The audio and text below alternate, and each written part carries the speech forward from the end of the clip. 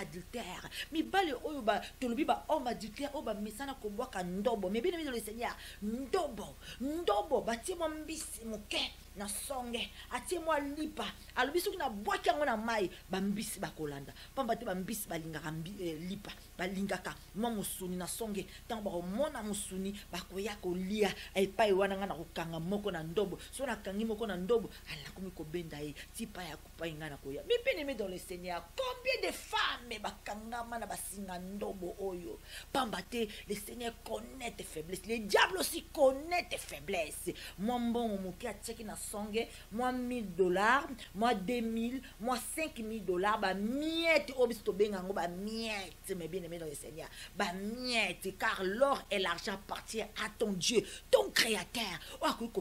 Au-delà de oyo miette o Satan a ko pesa yo. Ati-moi miette na songa ndobo. Tanga ko boakela yo, lokola yo linga ka mbongo, lokola yo linga ka ba matériel.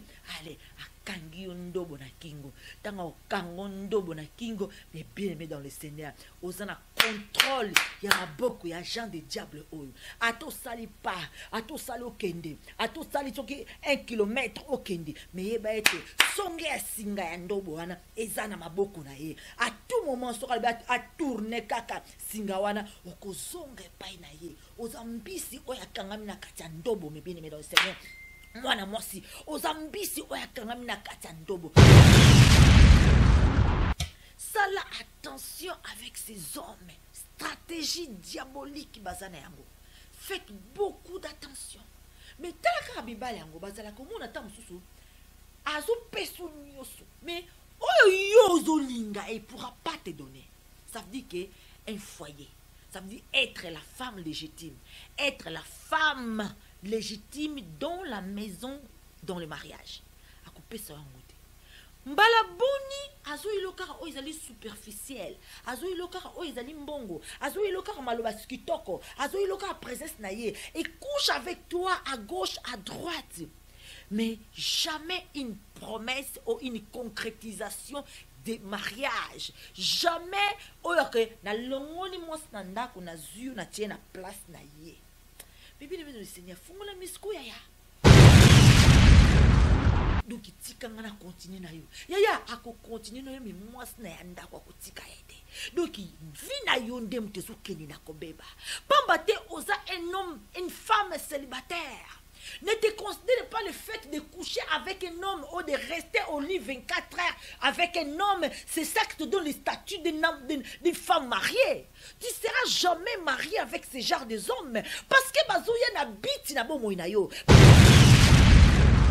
Les gens parfois ont dit qu'ils ont eu le bon. Mais où ils ont eu le bon, ils ont bien.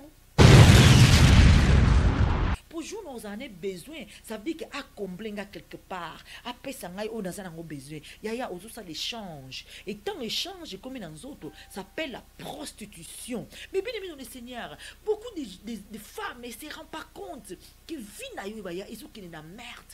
Vie na yo, c'est ta vie, il s'agit de ta vie.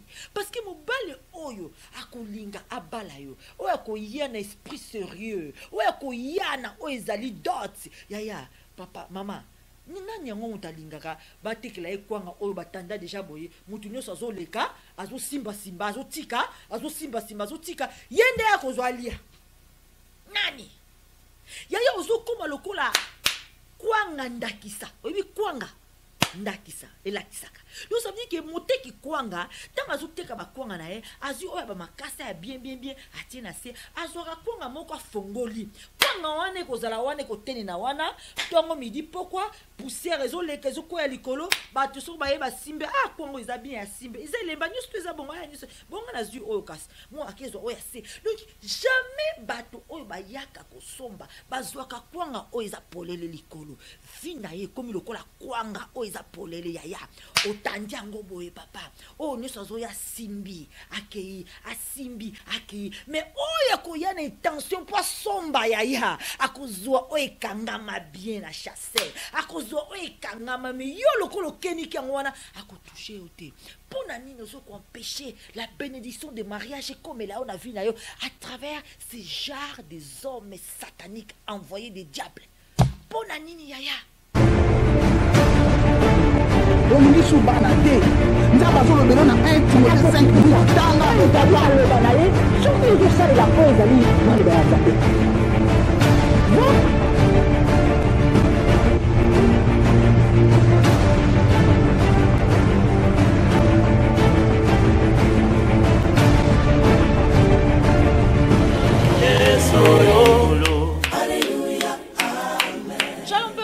Shalom les enfants de Dieu partout dans le monde, vous qui nous suivez à partir de Boxora au Télécom Chemin de l'Éternel, la télévision chrétienne en Suisse. Merci pour votre fidélité accordée dans cette chaîne aujourd'hui, dans cette émission Affaires Mariage. Balobi, émission Affaires Mariage, et en tout cas, pour nous ça implique na libota na yo, pour nous ça mayele, pa na yo motolingo kote na ndako libala, pour nous surtout ko enseigner ba oyo bazana kat na mabala, ba o balingi ba kota na ba o bazo ko envisager. Mais bien dans les sénats ba o ba yebi bisoté tout ça bon télévision Chemin de l'Éternel, la télévision chrétienne en Suisse, en tout cas, tout ça, pour toujours évangélisation à travers médias. Je m'appelle Mimi Chada Silva, je suis la journaliste ici dans la chaîne Chemin de l'Éternel. Mais aujourd'hui, je viens particulièrement dans cette émission Affaires Mariage pour apporter un plus. Aujourd'hui, je ne suis pas ici en tant que journaliste, mais je suis ici comme prédicatrice. Je suis ici comme quelqu'un qui a vécu autant de problèmes dans le mariage, mais que le Seigneur a pu reconstruire cette âme que le diable a voulu détruire. Donc, nous autres, famille, diable, kamundela akalinga biso atumba biso ninga lingaliki menzambe na mawana ayeba ki ete ko utiliser souffrance nanga na ndako na libala pote ba kopesa nga makase et ba kopesa nga force. Lelo je suis ici dans cette émission par rapport à mon parcours, par rapport à mon témoignage, par rapport à ma vie en tant que femme dans le mariage. Je crois que tout ce que j'ai subi dans le mariage, mais bien aimé dans le Seigneur, Dieu a utilisé toutes ces souffrances pour me remplir de force, de connaissances. Et c'est cette connaissance que je viens partager avec vous. Affaire mariage, affaire alibala, affaire yamabala. Mais bien aimé dans les Seigneurs, et ça pour nayo. Ce qui yote ndekuna, ce qui ndekuna yote aminayo. Yangwana partager. Partager vidéo au pambate kusunga batu ebeli na kati na libala. Aujourd'hui na kati na émission na mokona lelo vendredi le 20 novembre. Nzambe akomima biso na nzela moko oyo kofungola miso oyo kofungola miso na oyo landa na yum tozolanda biso na butu lelo. Mais bien aimé les stratégies de l'homme adultère. Yango wana eloko lisolo toni ko betela bino en tout cas na butu lelo. Tokozala biso mokote bien sûr. Tous ensemble avec Saint-Esprit le véritable. Oyayaka na mayele o nzambe yemoko apesaka. Pambate la Bible rezolo bala biso na kat na livre ya Psaume. Oya zangi mayele abele pa ya nzambe nzambe akopesa. Oya zangi sagesse asenye pa ya nzambe. Toye a on a makas na biso moko na bonso te mais par l'esprit le Seigneur nous parlera. Je suis ici, moi aussi je vais apprendre comme vous. Et mes bien-aimés dans le Seigneur, aujourd'hui Dieu me parle souvent beaucoup par rapport à les stratégies de l'ennemi dans les mariages, dans tous les aspects, mais bien dans le Seigneur. Maman Micha awana kat na libala na zoba kunyo surtout. Ce que ba kuane sala nga so elo côté.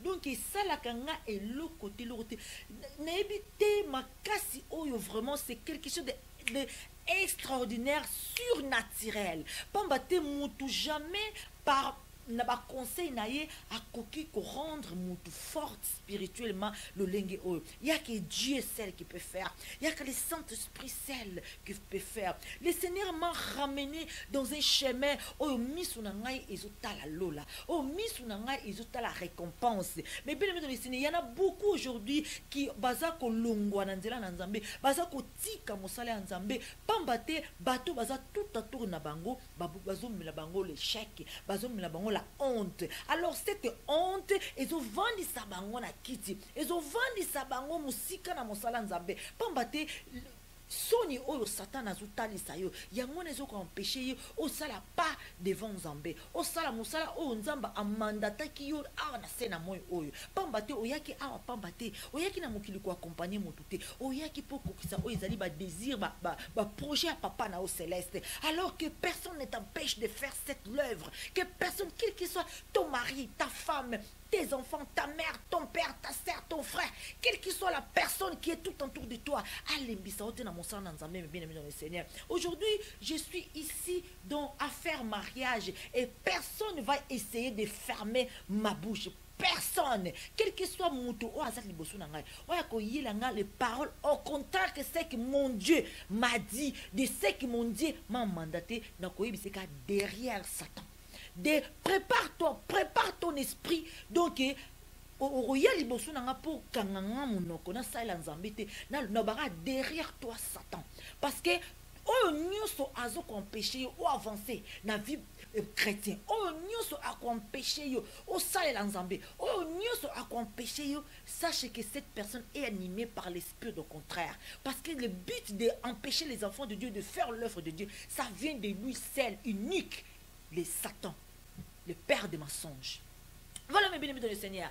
En tout cas, merci na bolingo na bino, merci na bino nyonso o bolandanga maman Mimisha. Na pisi spécialement merci na notre sœur Jemima na les locle a na la chaude fond. En tout cas, merci basé belé na la chaude fond na bosanité ba maman à Lausanne, ba maman Italie, na bosanité ba maman France, Hollande et surtout ba maman Danemark. Oh baza toujours na ba retour en tout cas sur la ninga ba bengara toujours pendant que le maman Mimisha en tout cas nzamba le bel biso par rapport à l'Ikamusongolo Pakala, oh, Moli, mon Santé Lobaki, dans mon colo, il y a vendredi. Mais bien aimé dans les ciné, je suis très heureuse d'être là devant vous. Je suis très contente, en tout cas, en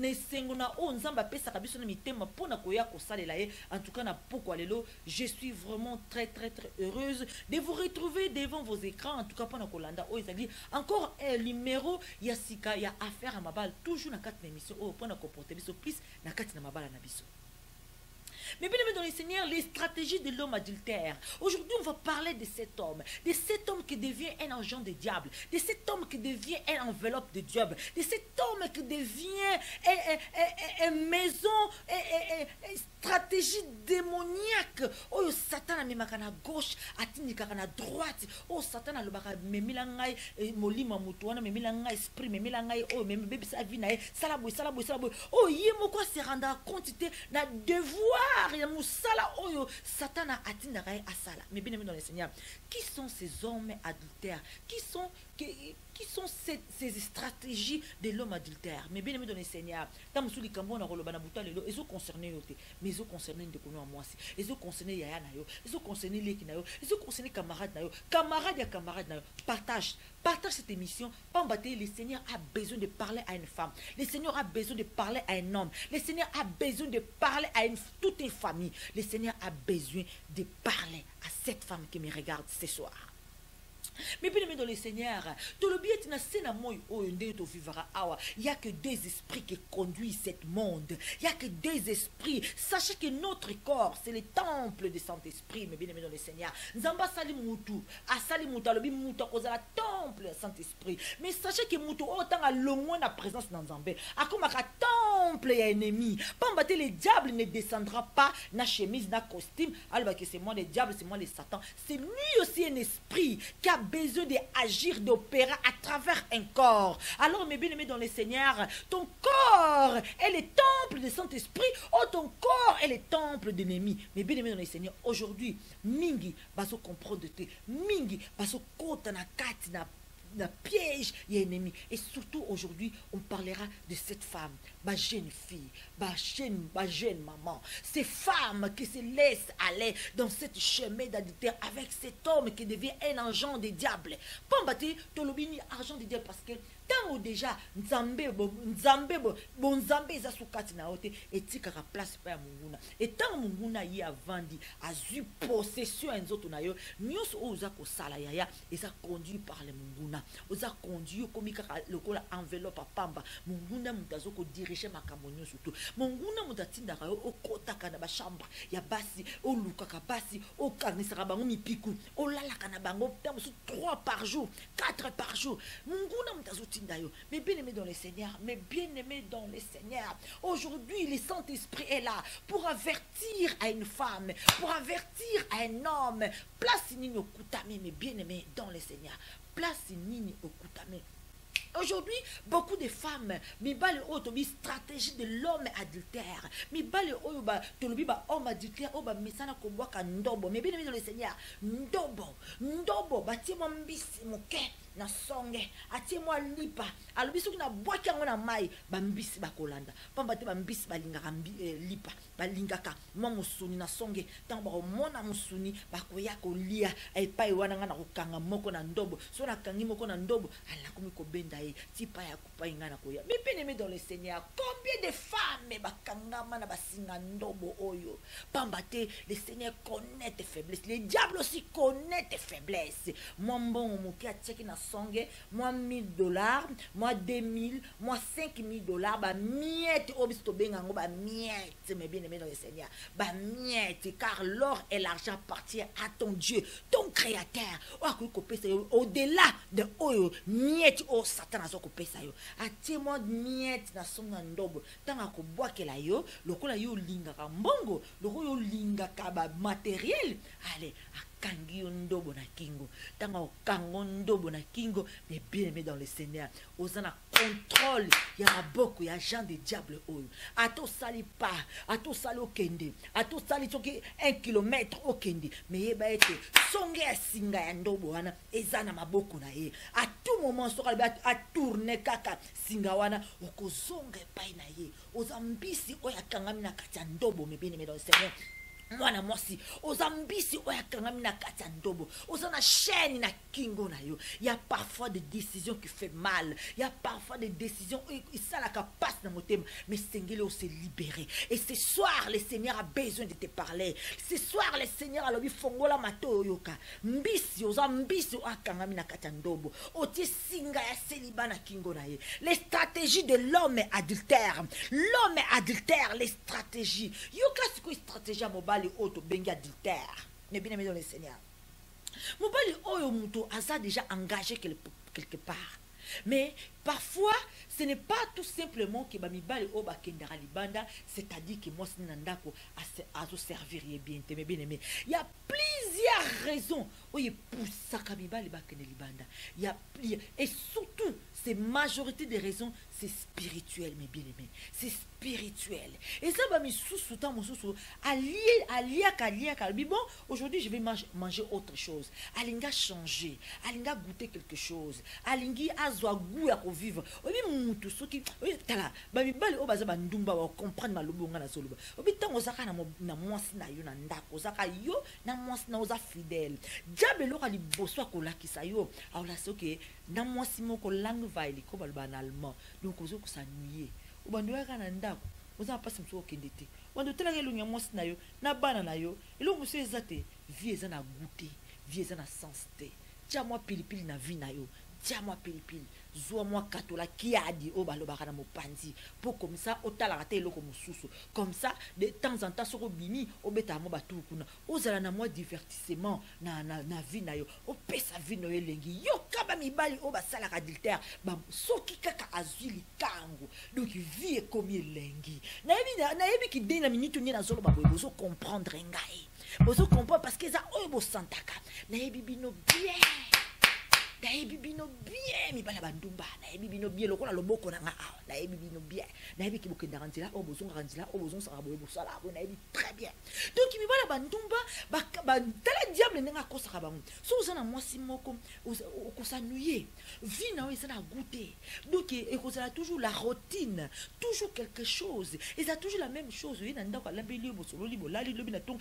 donc toujours la même chose et bon ba week-end okosala nini bon ba week-end ozalaka na ndako bandotelaka mwasi na yo entre-temps azo bombela yo oya mabe oyo nano yebite o matoi na yo yokite miso nana monité mais bien aimé dans le Seigneur o diable azo lakisa yo eza le plaisir le goût babi vie comme lengi donc comme na ba rendez-vous belé makambe belé ko sala place belé ko kende ba rendez-vous belé donc tu donnes une vie à ton couple donc ça veut dire que ce qui n'a pas moi les kango vie na ngai comme lengi na koma na mwa ba distraction na butu moi c'est nga so ala na mpanzinga na zui jeu vidéo na ngai donc jeu vidéo ça veut dire que ba testo jeu vidéo ozo tinda moi ba message ye pas otinda ba photo wana ozo seka na se adra viser lengi moi ça zoe beloko te cachette wana eloko na ko bomba ya ko yiba ya ko bomba et ça la mo lengi mo boy et puis ça vivre fort et puis ça vie lengi donc okomi na okomi ko vivre voilà c'est ça les morts bandumba ba lo ba bongo na komi ko vivre vinde yango yo vie mosu ezate to vivre vie au fond vinde yango Yesu merci Seigneur. Yoka ndenge bato na bazalaka bazoba. Mais bien aimé dans le Seigneur, le diable vous amène dans un niveau pathétique. Donc théoriquement, mais bien aimé dans le Seigneur, conséquence adultère, yangwana bombeli bino. Résultat récompense, Satan a bombeli bino. Mais azotini la bino ezali bisengo o epesaka adultère, vie adultère. Qui sont ces hommes? Ces hommes, baza mibali oyo, tango bakutani na yo, yaya. C'est tout un piège d'ennemi. Yaya, yeba ete kokutana na yo na sorta mibali ya bongo, ils ont déjà établi dans le monde spirituel. Comment on a chance? Comment on a chance de côté na moi Jomoro boye, Jo angozo simbiso ba mbongo ndenge na ndenge, nanu kut na pesi nzoto na ngate talandenga zo lesa ngai. Bon temps na pesi nzoto. Yaya. C'est une rencontre diabolique déjà planifiée dans le monde des ténèbres. Ce sont des miettes comme on a les fait. Voilà. Et quand ces hommes rencontrent une femme, ils ont quoi comme on a bon belé, mais ndobo na fa kana no moko ta tanga zona ndobo na yaya. Kangami na ndobo na ye. Yoka siko comportement mibali wana. Bakolinga jamais au tata. Point liboso. Ko tata te. Yaya, mobali wana aza capable aboma mwasi na bana na enzala. Pas même na likango mbongo. Pour likango atata te. Est-ce que vous comprenez? Ce sont des hommes qui vont essayer de te combler dans tout l'aspect financier. Yaya. Oko akobima mo pa ou epai na yo. Nyoso ko senga akopesa yo. Il te donnera tout. Papa, et aujourd'hui beaucoup de femmes comme bamoni yango et comme guna bango ya koloba ete yo ozo mobala zo simbo te fi tant ya zo zo yo faut bénéficier. Donc yo siko bénéfice. Et ça ba mieti o mbongo zo zo. Est-ce que zo ebe spirituellement nini ya zo zo epai na yo? Spirituellement, cet homme, qu'est-ce qu'il prend de toi? Qu'est-ce que les esprits demandent qu'il prend de toi? Qu'est-ce que les esprits sont en train de faire dans ta vie future? Même dans la vie des descendants à Bananayo. Cet homme a kotika unzalate, a combler na ba espagnos. Cet homme tango ko lingae sika, a kozala tout le temps là. Il utilisera tous les moyens possibles, tous les langages. Malobanyo ataba oya likukuma akozala na maloba oya ko bimisa yo oya ko kanga o lisu davantage. Mais bien aimé de le Seigneur, ataba oya lobakate tango ba komaka na mission na bango satanique. Maloba oya ko bimisa kaka. Okomoni lokola maloba ngozo uta soki wapi. Tout ça, ne t'inquiète pas chérie, c'est tout travailler dans le monde ténèbres, tout travailler. Pour nani mezalaka lobi tombo boya no komo be oh kamobali onga na kufela ki ka ye oyo kaka o ça veut dire que aspect ya muto oyo yuba ndeko zo na bandele ce n'est plus la même chose mais ne bande la relation wana et banarate cet homme va tout faire d'être toujours présent dans ta vie. Aspect dont Tobi premier aspect à kotikola lanzalate il te donnait te comblera financièrement. Deuxième aspect, les paroles.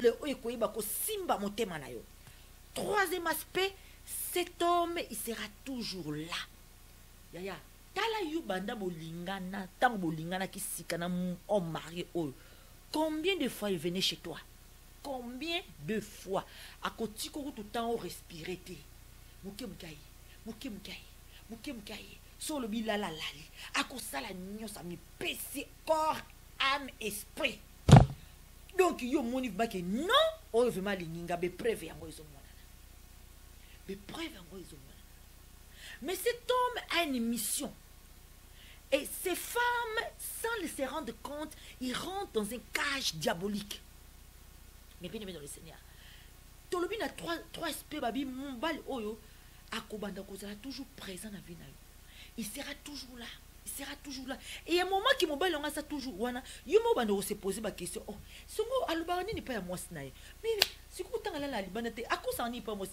Est-ce que mwasi na ya mona te mombal ya mona azalami na ndako te. Mais mwasi na ya zawapi. Et bien aimé dans le Seigneur. En tout cas na auto zolo balilo. Eza pona ifungola yo jeune fille. Miss surtout na temps oyo zo passé avec cet homme. Cet homme est en train de détruire toute ta génération. Il est en train de détruire ta vie. Yomoko o me kotisi d'une certaine souffrance. Parce que vie oyo et memelaka mutu souffrance. Souffrance et pas na yo la maîtresse. Souffrance et pas ya monsne andaku. Surtout sur Ayebi Nzambete, parce que sur Ayebi Nzambata, souffrance diable à l'ennemi, quoi, Nzambayaka a ôté souffrance, il y en a à pessi.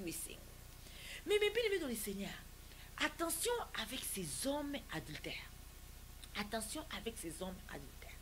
Mais bien aimé, c'est très difficile de se débarrasser de ces hommes une fois s'installent dans ton corps. Tant dans ton corps, parce que bazalaka lokola basonzo.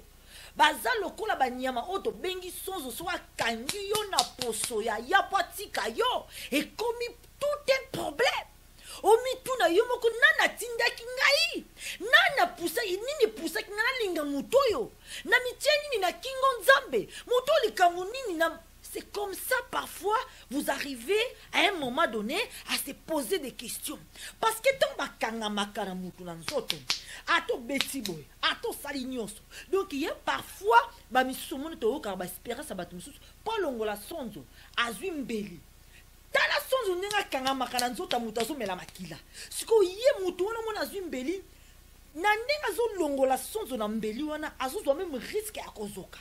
C'est-à-dire que pour se débarrasser de ces hommes pareils, il faut avoir une très grande force. Quel que soit, ça va faire mal. Ate ko ça la passe. Mais sengeli obimanakati na prison wana. Et sengeli okata chaîne wana obakanga rabat na kingo. Parce que bakanga rabat chaîne na kingo. Na sens nini ya. Parce que yo nanda kwa libala. Yo célibataire, ozo ko envisager au bala. Vina yo izate ke yo okendaka ko kozwa ba mieti ya bato. Vina yo izaka ke yo kenda ko yibaka mibaya bato yibi moi 2 mois 3 mois vandi na yo une année 2 ans après lobi mususu. Vina yo nzambe ateo na mokili za pote yo okoka ko sala pe o izali foyer na yo na molonga ni o nzamba ponela na mokili. Mais maintenant qu'est-ce que ça se passe? Ces hommes précèdent précédaka. Oh, Nzambe a bombelio. Il se précède. Pambate, peut-être, il y avait un grand plan. Le Seigneur, il y avait des choses que le Seigneur pourra accomplir. Babi Nanzela Libala, Nanzela débat basangani. Tamasuma Kambami, il y a malam lingue comme ça. Pour vous, c'est Libala, c'est toute une bénédiction. Le Seigneur pourra te bénir. Na oyazali ya yo nzamba ponela yo. Mais ces hommes précédaka, avant. Wanaya, on n'a pas précédé. Ce qu'on a maïle, tu t'arrives pas à en sortir, yaya, et koboma yo banzela nyonso oyozalaki na yango. Combien de femmes aujourd'hui, après avoir couché avec des hommes mariés ou des non mariés, banda batikaye, atali soit pas banzela, mutabwa la question lisouté. Atamo, ezara lisouté. Ba relation. Il y a sérieux. Oh, et qu'on envisageait libala et mon analyse sauté. Combien de femmes? Ok, yo que vinanga beba, bandana bimana kingani. Vinanga beba, bandana kushana kingani. Vinanga. Combien de femmes aujourd'hui avec ces mots? Et beaucoup des hommes dans le monde des ténèbres travailler pour n'a pas pu sa vie, il y a pas sebelé. Ba vie a bani belé. Ba vie a ba jeune fille belé. Ou comment une jeune fille qui toko mais alingika on mari. Oso comprendre mais oh. Mais moi so aza qui toko taille qui toko maramu so bien aza pe célibataire. Akui ko zombala ye mo ka vendre pe na foyer na ye. Mais pas les so kambaka. ce sont des esprits sataniques qui les conduisent à faire cela. Parce que tant que na vie babi impudicité et babi péché ils allaient contre notre propre corps. Babi adultère, impudicité, tout ce qui est en relation avec le sexe, nous sommes contre notre propre corps, mais bien aimé dans le Seigneur. Babi, c'est le péché contre notre propre corps. Nous avons besoin de ce beau sané que nous autres, on a vu, nous avons temple à Saint-Esprit, et ce n'est pas une zamba bomba kamoli monaye. Yo ya yo ekomi ya kotanda kango gauche droite, o satan zo ya kotika, ba o ezali ba marchandise na ye. Marchandise eko pole la yo vi mobimba eko baby sa vie na yo eko baby sa vie ya bana na yo eko baby sa vie ya génération na yo mobimba. Mais bien aimé dans le Seigneur, ça là, attention avec ces hommes, stratégie diabolique bazana yango. Faites beaucoup d'attention. Mais talaka biba yango bazala comme on attend mususu azo peso nyoso. Mais oyo yozo linga et pourra pas te donner. Ça veut dire que un foyer, ça veut dire être la femme légitime, être la femme légitime dans la maison, dans le mariage. A couper ça en côté. Mbala boni azo ilokara o izali superficiel, azo ilokara o izali mbongo, azo ilokara maloba skitoko, azo ilokara présence na ye et couche avec toi à gauche, à droite. Mais jamais une promesse ou une concrétisation de mariage. Jamais oyoke na longoni mwasi na ndako na zuyo na tie na place na ye. Mais bien aimé le Seigneur, fungola misko yaya. Fungola misu. Fungola misu. Le temps que tu passes avec ce genre des hommes, tu détruis ton avenir. Le temps que tu passes avec ce genre des hommes, tu détruis ta vie. Osez détruire, maman. Azo ye pay na yo, azo combler yo na ba $1000, azo combler yo na ba 2000 francs, azo combler ba 3000 francs. Yaya, ba bengi yango ba miette, car l'or et l'argent appartient à ton Dieu, ton créateur, Nzambe na lola.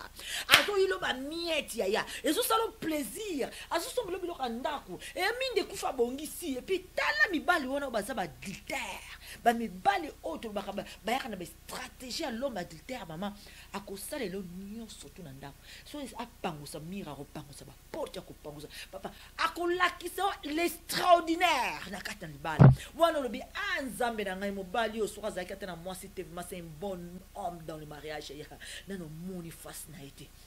Oui, mais face na été. Là maintenant, azana mission. Obi mutu so azana mission et puis mission na po kokisama. Azana besoin ko longola nyoso e koki ko empêcher mission na e kokisama mebi mais dans le Seigneur. Akosala lo nyoso to azana ngo besoin. Tala kaka moi mobali moko apusa na pene pene na yo. Mobali ngo bien mobali o azoya na ba promesse mariage. Ya kosala lo kulu na bandele tisuka. Akosala lo kulu na moko akotia donc mo bulu moko tina suka na ngo alembisa yo. Alembisa yo ke kozoba décision na te. Donc tikanga na continuer na yo. Yaya ako continuer no mi mwasi na yanda kwa kutika yete. Donc vi na yo ndem te sukeni na kobeba. Pamba te oza un homme, une femme célibataire. Ne te considère pas le fait de coucher avec un homme ou de rester au lit 24 heures avec un homme. C'est ça qui te donne le statut d'une femme mariée. Tu ne seras jamais marié avec ce genre de hommes. Parce que bazoya na biti na bo moina yo. Bazoya na biti na bo moina yo. Yaya. Yaya. Mingi lelo bakoma mitelengano. Vie beba. Vie beba. Ya azomona kutu ninga soso azoyi bate que Christ est là pour sa délivrance. Mais okomona bande na bibana mutuboyi vina ngana kukasu atako linga mobali te obi mibali balinga nga lisusu te. Ya yo komika oleki na maboko oleki na maboko oleki na maboko mais relation stable. Nini o yazo zona bomo ina yo. Azo peso azo somba yo na ba miette o azo ko pesa yo. Les gens parfois azomona kazo ilombo mais oh yazo zona bomo ina oye bien oh yazo détruit pas ina oye bien mandaté par Satan lui-même nini yazo ko tia semas nini yazo ko tia pas ina. Beaucoup de vies sont détruites aujourd'hui à cause de ces hommes. Basaba quoi ba nyoka. Basaba lokola ba nyoka mais bien aimé dans le Seigneur. Ils deviennent des machines, des appareils, des mensonges. ils vont jamais quitter leur femme pour te mettre à la place. Mais ils vont continuer à te mentir demain, après-demain, après-demain, après-demain, après-demain. 10 jours, yo moko kolemba. Et puis, le barawongo, nga za marié. Yo so za marié, mais nga za marié. Donc, so za nangai, zala nangai, jour yo moko kolemba. Mais ils vont jamais te laisser partir dans facilité. Ako tika ou jamais au kende na facilité. Ako zoyo toujours singayaya. Donc, ces hommes, balingara toujours que batika na quelque chose. Oye ko benda yo, mes bien-aimés. Oye ko benda yo. Il y a beaucoup de femmes qui ont pris la décision de laisser ces genres des hommes. Mais un jour, tant bazoua qui difficulté financière, balobi non, tikana benga tonton, malgré tous qui n'est pas bon, mais tant ça ko sungangai. Il y a un coup de fil, ozo benga kaka yaya sungangai vraiment. Kanisa nengo tozala qui n'a besoin et sili. C'est une porte ouverte pour y akota azongela. Combien de femmes? Combien de femmes au vendi na ope wana sikozolo baki bon ndenge za boye moko oyo ya koshina oyo na ozana besoin ata alinginga mena oboye na ntasa na stand by pour jour na ozana besoin ça veut dire que a comblenga quelque part a pesa ngai o na ngo besoin ya ozo ça l'échange et tant l'échange comme dans autres ça s'appelle la prostitution. Mais bien aimé le Seigneur, beaucoup de femmes ne se rendent pas compte que vie na yo ya ils ont qui na merde. Vie na yo, c'est ta vie, il s'agit de ta vie. Parce que mon bal oyo, akolinga abala yo, oyo akoyana esprit sérieux, oyo akoyana oezali dot. Yaya, papa, maman, nani yango mutalingaka batekela ekwanga oyo batanda deja boye, mutu nyonso azoleka, azo simba simba, azo tika, yende akozwa lia. Nani? Yaya ozo koma lokola kwanga ndakisa. Oyebi kwanga ndakisa elakisaka. Donc ça veut dire que moté ki kwanga tant azoteka ba kwanga na ye azu oya ba makasa ya bien atina se azwaka kwanga moko fongoli kwanga wane kozala wane koteni na wana tongo midi pourquoi poussière ezoleka ezokoya likolo ba tuso ba ye ba simbe kwanga eza bien ya simbe eza lemba nyusu eza bonga ya nyusu bonga na zu oyo kasi mo akezo oya se. Donc jamais bato oyo ba yaka kosomba bazwaka kwanga oyo eza polele likolo vina ye komi lokola kwanga oyo eza polele yaya otandiango boye papa o nyonso zo ya simbi akei asimbi akei mais oyo akoya na intention po somba yaya akozwa oyo ekangama bien na chasseur akozwa oyo ekangama mais yo lokolo keniki yango wana akotouche yo te pona nini ozo empêcher la bénédiction de mariage comme là on a vu na yo à travers ces genres des hommes sataniques envoyés des diables. Pona nini yaya pona nini. Pourquoi tu n'arrives pas à te réveiller? Yaya, pourquoi tu n'arrives pas à ouvrir les yeux? T'as la banda ou kangama na relation ou tourna à kakaro, problème sur problème, Moussou tout le monde a joué à peine agressivité du colon yo, mais à pas l'autre et l'autre côté, il est marié quelque part. C'est ta vie à se détruire. C'est tes noms qui part. Oui, mais surtout soit années mariés. Il s'en fout, hein. Il s'en fout. Parce que lui, il est marié. Oui, mais vraiment. Ils ont moi, c'est ma casse. Au consomment réputation et bébé. Le bas un jour, nous avons salon grâce, nous avons salon goulou, à pousse à bénédiction du Bolsonaro.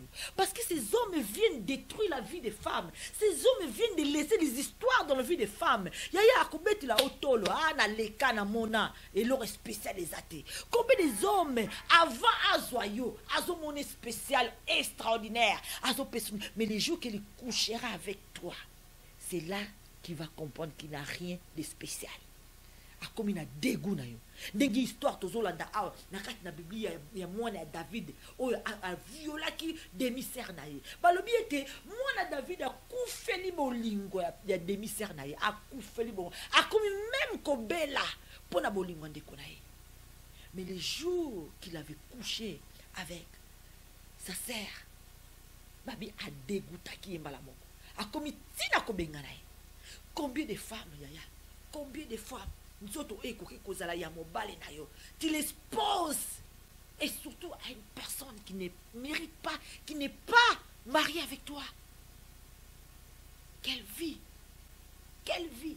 Bible tout autre péché yaya, tout autre péché, mais oh yo, il y a sexe, c'est contre notre propre corps. C'est contre notre propre corps. Babi, nous sommes nous autres, nous sommes les temples et Saint-Esprit. Et attention avec ce genre de l'homme.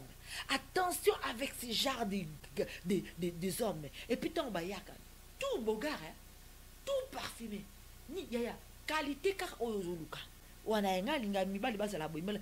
Soko obi ki na monde lelo comme faut ça kana il faut yo pour ça la posséder pour qu'on tranzira diable na niveau oh faut ça posséder.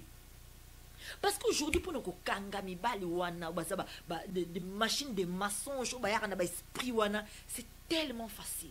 C'est tellement facile yaya parce que bit na bango zaka be moko. Bit na bango zaka be moko. Yo kanga ka nzela wana. O comprendre ndenge ba otika. Ba otika. Parce que diable est en bongo avec un objectif. Donc il faut atteindre l'objectif. Si on atteindre l'objectif, ça veut dire échouer dans mon salade. Donc l'objectif, il doit coucher avec toi. Il doit te transmettre. Il doit te déposer. Tout. Oh, Satan a fait ça qui attend que bagage. Yaya. Mon Dieu est comme bagage à célibat. Vous écoutez bagage à masque de vieillesse. Bagage à souffrance. Bagage à dépression. Bagage. Ils sont tellement belles. Tellement belles. T'as la vie na yo, yaya.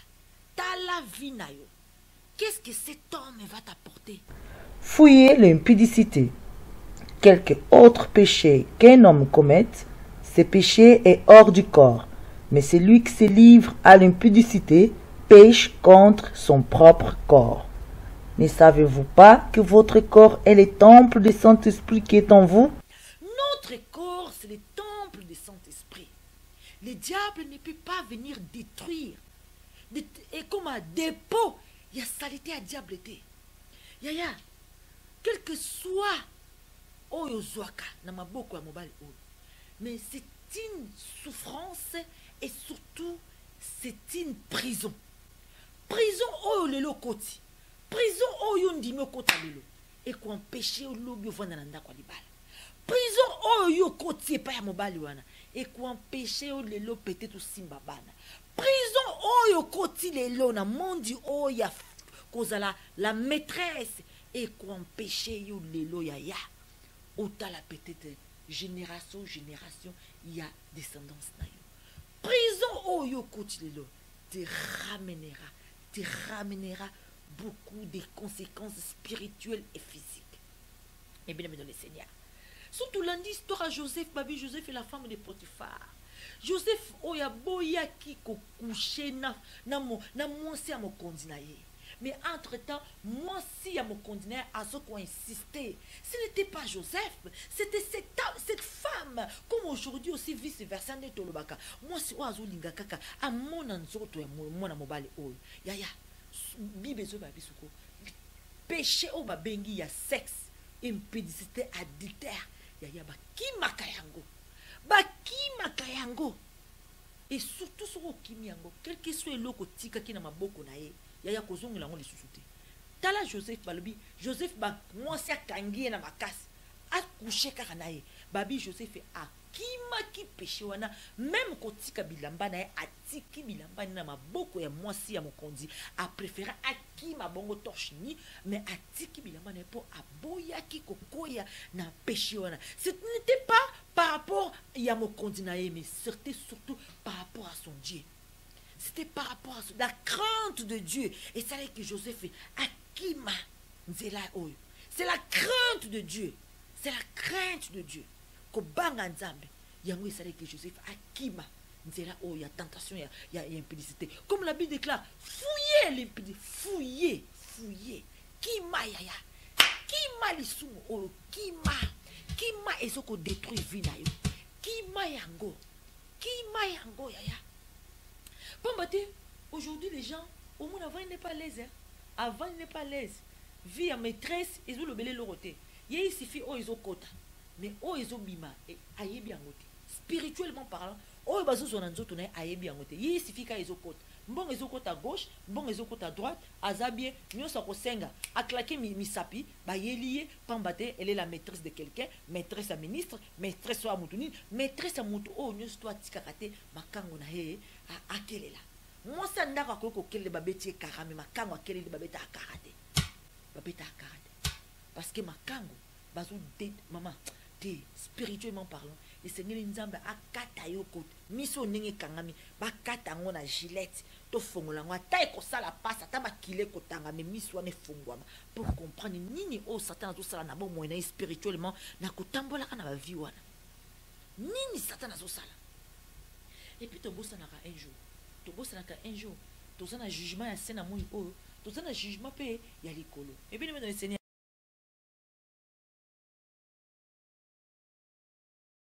grand-mère, ma grand-mère, na kati na libala, aboti bana 10, na koko na nga mbali.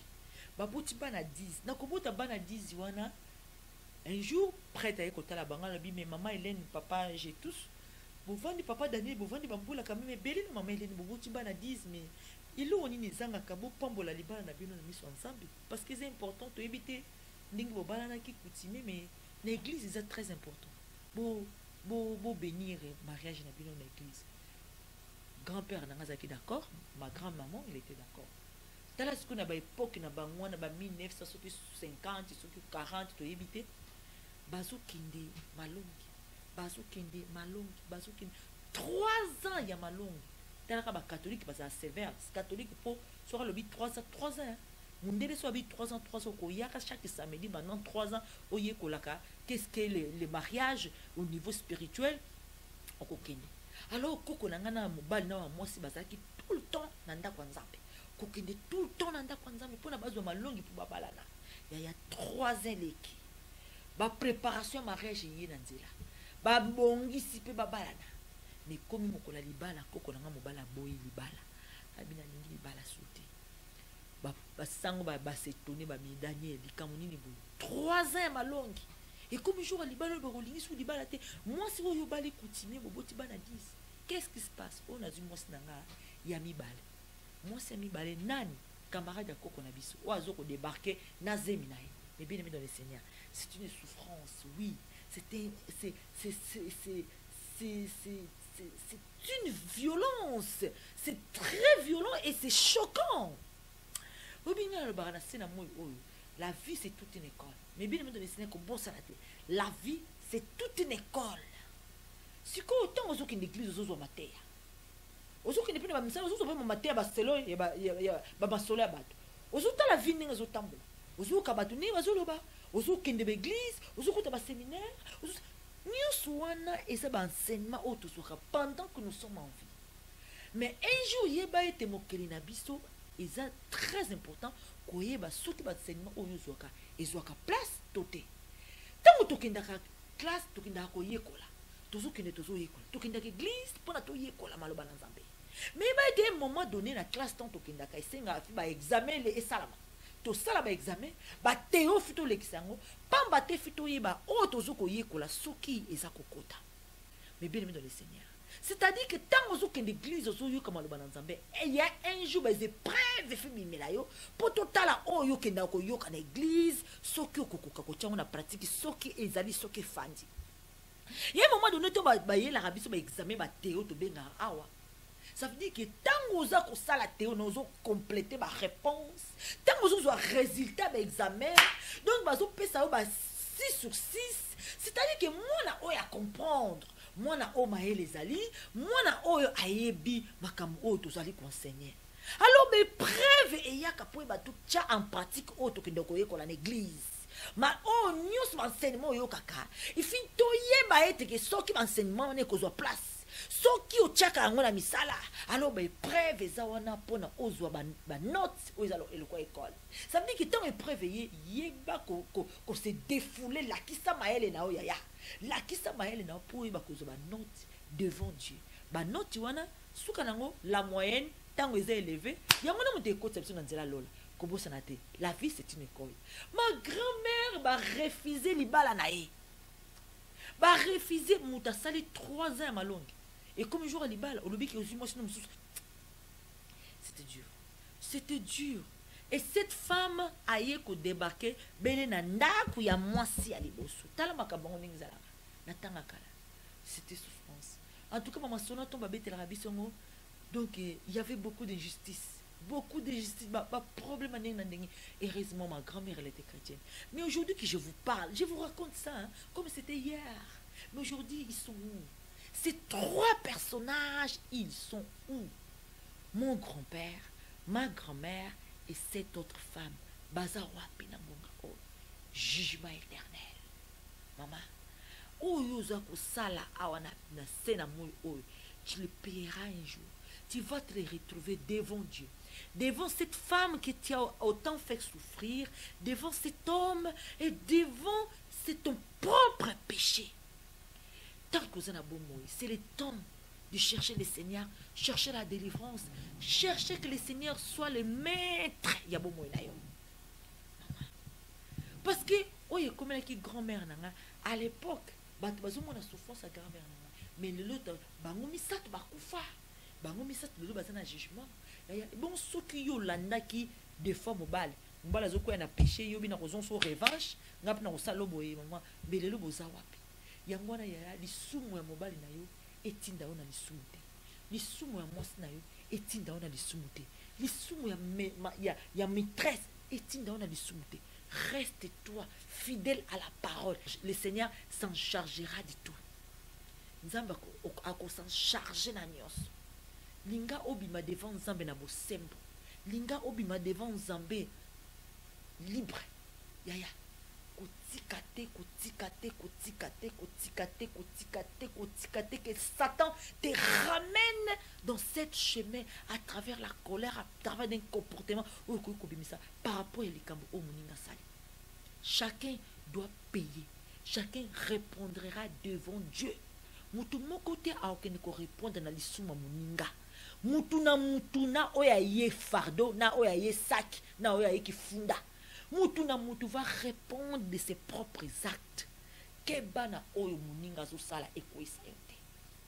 Même nzamba zo la so soko lingi même obenda moninga na raison. Sala attention pour yo pourquoi.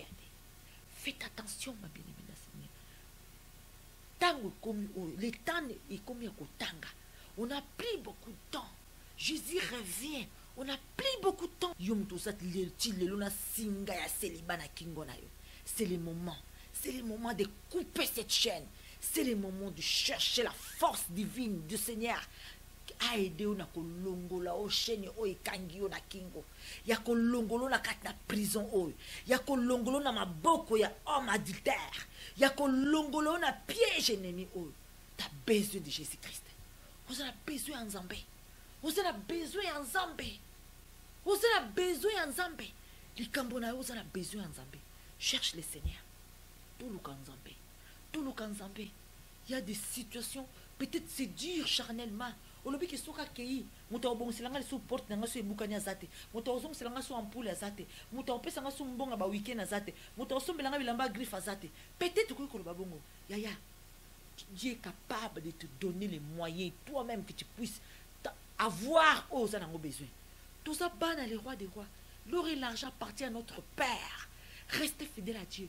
Dieu te donnera au nyo ses alliés désir à motema kolukate yaya koluka conforté na maboko ya batwana bayaka na conforme o bazwaka na bomo na yo eza plus que oyo bazo pesa yo. Faites attention. Faites attention. Beaucoup de filles bane belé ba fille so beba. Bane ba fille so beba. Attention. Le diable est là. Tout a été organisé. Comment on a chancité yaya. Chancité. Mobala mbonga bimili yo. Yo mona ngoza chance. Ozo laisse sa famille na yo. Na sima ki ndumba ozo ça. Ozo mona ngoza chance. Sa chance c'était malédiction plus. Yaya, fongo la misu. O comprendre les stratégies à diable. Pour la vie na yo, ya banana yo, ya ba koko na yo. Yaya, oyo sala lelo et ko coûter au cher lobby. Que le Seigneur vous bénisse. C'était bien moi Mimi Chada Silva, journaliste au chemin de l'Éternel aujourd'hui dans cette affaire mariage, comme toujours, chaque vendredi. Et je vous annonce que vendredi prochain, ça sera bien évangéliste Trésor Mpoudi qui passera ici pour apporter la parole de Dieu. En tout cas, que le Seigneur vous bénisse. Soyez toujours connectés, soyez toujours branchés dans le chemin de l'Éternel, la télévision chrétienne ici en Suisse. Affaire mariage, pour nous commémorer implice na kat na libala na yo. Et surtout, koyeba, kopesa yo maele. Pour l'obiton en côté na libala, oyeba kolanda ba instruction ya Saint-Esprit. Que le Seigneur vous bénisse. C'était bien moi, Michel da Silva. À la prochaine fois, d'ici dans le chemin de l'Éternel, à faire ma balle. Que le Seigneur vous bénisse.